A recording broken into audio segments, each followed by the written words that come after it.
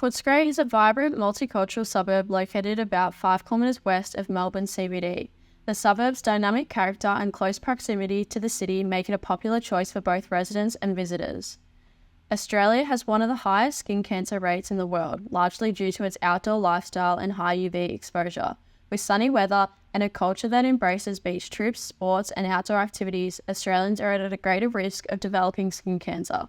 In response, Maribyrnong's community health plan tackles this issue by promoting sun safety practices and increasing access to skin cancer detection services. Pedestrian access to key sites in Footscray, including the train station, the new Footscray Hospital, the library, and the market, is heavily impacted by high UV rays, especially during peak sunlight hours. With Australia's extreme UV levels, residents and visitors are increased risk of sunburn and long-term skin damage when walking between these sites. The daylight analysis map illustrates sunlight exposure in Footscray, highlighting the impact of daylight intensity on key locations such as the train station, market, and park. The red areas show higher sunlight exposure, indicating regions where pedestrians may face the most direct UV rays during the day. These zones are mainly around the outskirts of the area and along major roads, suggesting that walking in these regions can increase the risk of UV exposure. The Lux meter analysis measures the intensity of light in the given area of Footscray, providing data on lighting levels to assess adequately for safety, comfort, and energy efficiency. The lowest measured data was at 6 a.m. of 390 lux, and the highest was 3 p.m. at 89,000 lux.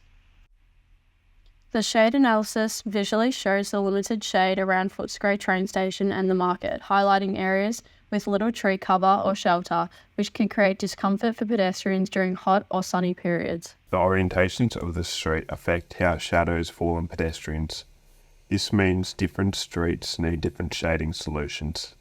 Our two strategies that we are testing are extending the building envelopes to cover the sidewalks and planting trees in strategic locations.